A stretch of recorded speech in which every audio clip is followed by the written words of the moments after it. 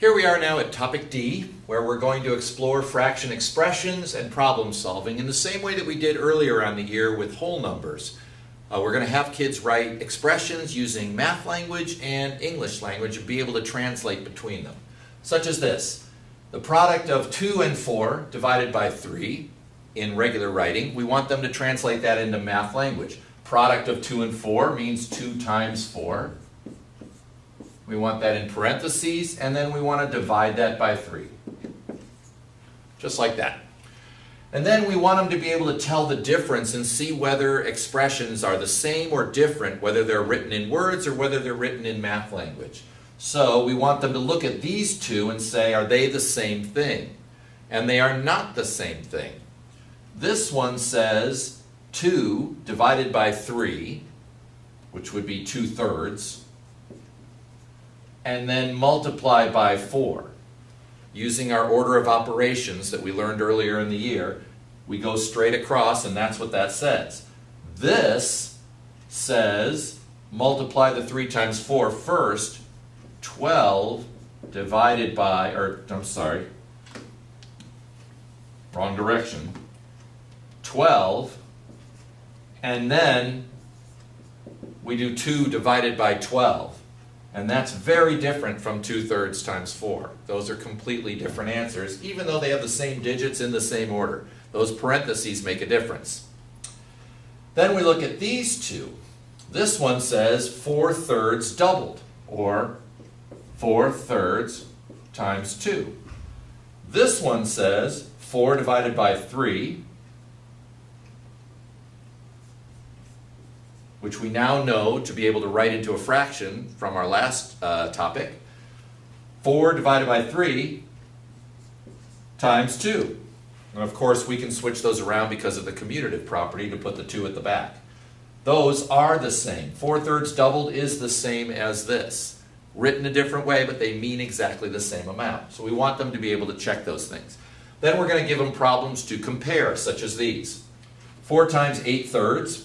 4 times the quotient of 3 and 8. And what we don't want them to actually figure out an answer, what we want them to be able to do is change this into math language. So 4 times the quotient of 3 and 8. 3 divided by 8. That's the quotient of 3 and 8. And is 4 times 8/3 the same as 4 times 3/8? No. 4 times 3/8 will be less than this one, and so we want them to be able to use the inequality sign like that. Another one, subtract 2 from half of 9. So we want to get half of 9 first. 9 divided by 2 will get us half of 9, and then I want to take 2 away from that. And then I look at this, and I look at that, and I see that they are exactly the same thing.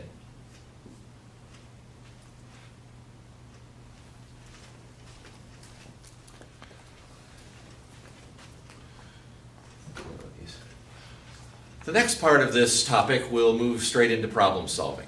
We're going to use all the things that we knew about expressions and what we learned about how to create division problems into fractions and fractions into division problems and use it into word problems.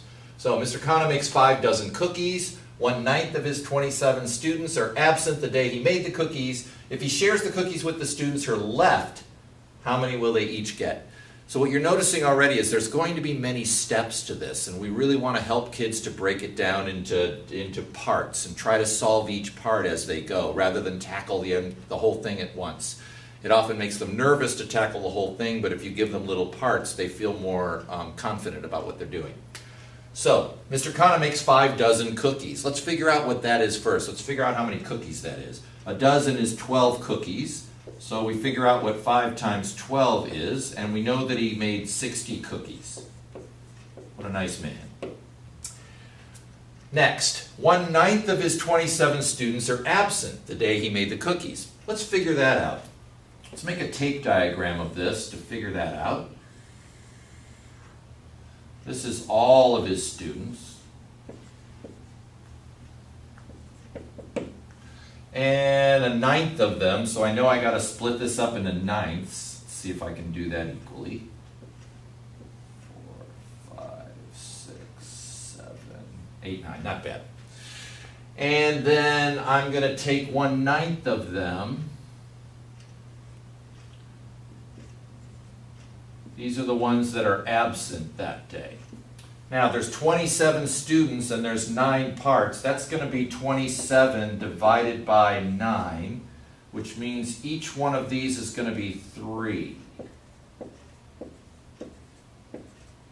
And since I'm taking 3 kids away, that's going to leave me with 24 students.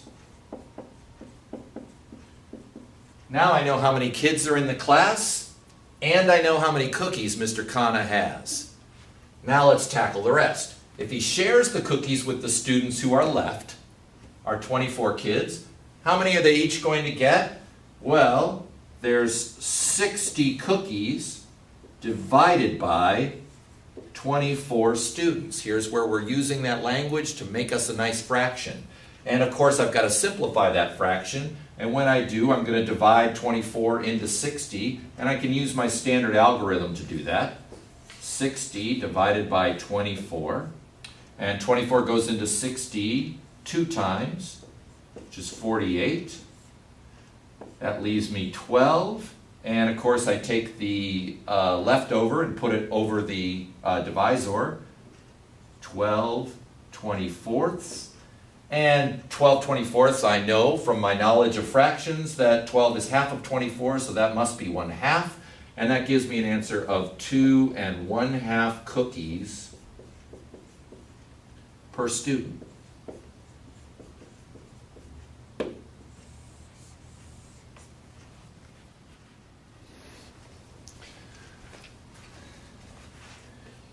Okay, and finally, in this topic, we'll be doing a lot more multi-step problems integrating all the things that we're learning about how to take fractions of numbers and doing multi-step problems. So here's an example.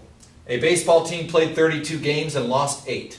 Katie was the catcher in 5/8 of the winning games and 1/4 of the losing games. So first, kids are going to have to make sense of all that information. So before we even look at the questions, I might draw a diagram to show me what I've got here. So again, I'm going to draw that tape diagram to help me think it through. And that's going to represent all 32 games that they played. And then this is how many they lost. Now that I see that, it's pretty easy to figure out what this part would be, which is the games that they won, because it's just 32 minus the 8 to find the difference for this part. And 32 minus 8 would be 24 games that they won. Now I can go on, because I know how many winning games there are and how many losing games there are. I can start answering some of the questions. What fraction of the games did the team win? Well, they won 24 out of 32 total games. And from there, it's a simple process of just simplifying. And I can see that I can divide both of those by 8. And 24 divided by 8 would be 3. And 32 divided by 8 would be 4. So they won 3/4 of their games. Were won. There, that's a pretty good sentence. And B, in how many games did Katie play catcher? Oh yeah, that's a different question. Let's see. She played catcher in 5/8 of the winning games. Instead of looking at the whole thing, I'm just going to think about that part first. 5/8 of 24. I'm going to go back to that work we did earlier in topic D, and I'm going to make myself another tape diagram. And this time, the whole thing is going to be 24. That's the games that they won, and I want 5/8 of them, which means I've got to split this up into 8 equal parts. Now, each one of those parts would be 24 divided by 8 would be 3 games. Now, I want to know what 5 of those parts would be. And 5 parts would be 5 times 3, or 15 games. So she played catcher in 15 games when they won, but there's more. And a fourth of the losing games. Let me draw a tape diagram for the losing games. That's going to represent all 8 games that they lost. And I want a fourth of them, so I got to divide that up into fourths. And if there's 4 equal parts, each part has to be 2, and 1/4 would just be that. So they won, so 2 games she played catcher when they lost. And how many games did she play catcher in? 15 from the winning games, 2 from the losing games. She played catcher in 17 games. 15 plus 2. A lot of steps, but if we break it down and help kids to look at it part by part, the reading work will help them get to the math work.